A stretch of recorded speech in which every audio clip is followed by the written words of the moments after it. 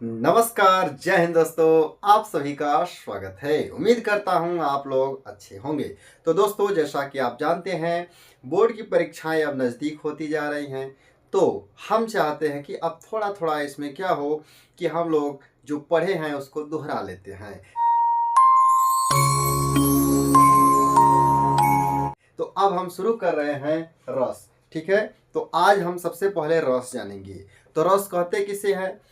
किसी नाटक, कहानी, उपन्यास आदि को पढ़कर, सुनकर, देखकर जो मन में अनुभूति होती है या आनंद प्राप्त होता है, उसे हम रस कहते हैं।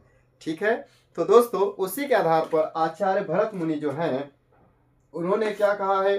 तो आचार्य भरत मुनि ने नाट्य शास्त्र में कहा है, विभावानुभाव व्यभिचारी संयोगाद्र रस निष्पत्ति। अर्थात यानी कि विभाव, अनुभाव तथा संचारी भाव के संयोग से रस की निष्पत्ति होती है। हालांकि उन्होंने यहाँ पर आप ये देखते हैं कि स्थायी भाव की चर्चा नहीं की है।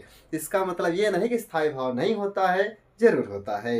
तो किसी भी रस को स्थायित्व या स्थायित्व प्राप्त करने के लिए स्थायी भाव की भी तो आवश्यकता होगी। तो वही है, स्थायी भाव, विभाव, अनुभाव तथा संचारी भाव के संयोग से रस की निष्पत्ति होती है।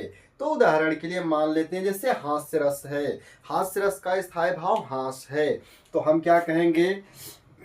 हास नामक स्थायी भाव, विभाव, अनुभाव तथा संचारी भाव या व्यभिचारी भाव के योग से हास्य नामक रस की निष्पत्ति होती है। ठीक है, तो दोस्तों, आज हमने रस के बारे में समझा। इसके अंग भी होते हैं, आप लोग को पता होगा। हालांकि हम यहाँ पर आपको कुल रसों की संख्या बता देते हैं।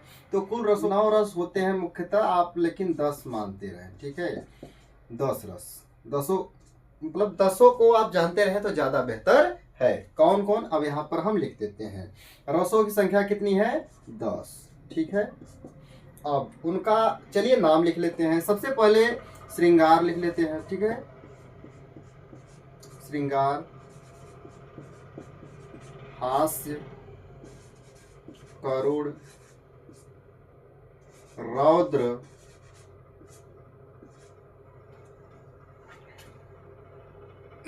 वीर, विभत्स, भयानक यानी भय,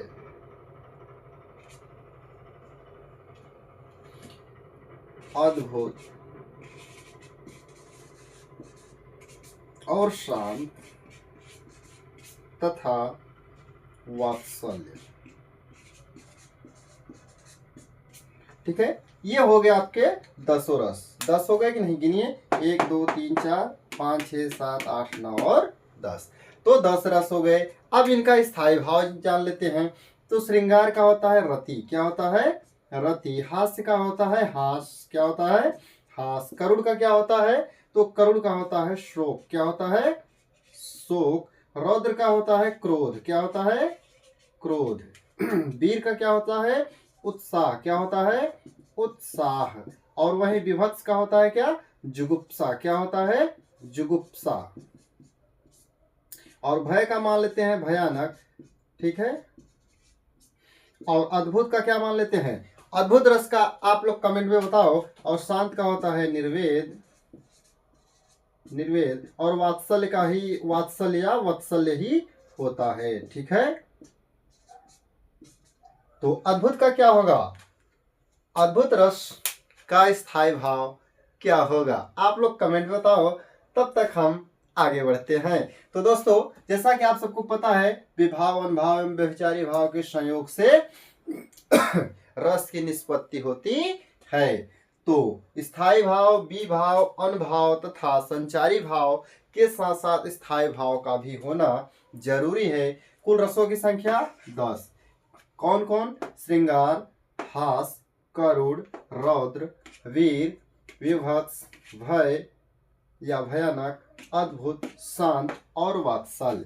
तो आप लोग अद्भुत रस की आप लोग अद्भुत रस का जो स्थायी भाव है कमेंट के माध्यम से बताएं। तो दोस्तों मिलते हैं अगले वीडियो में, जिसमें हम श्रृंगार रस को और हास्य रस को एक ही वीडियो में सम्मिलित करेंगे। तो मिलते हैं अगले वीडियो में, तब तक के लिए जय हिंद। चैनल को सब्सक्राइब तथा वीडियो को लाइक जरूर करें।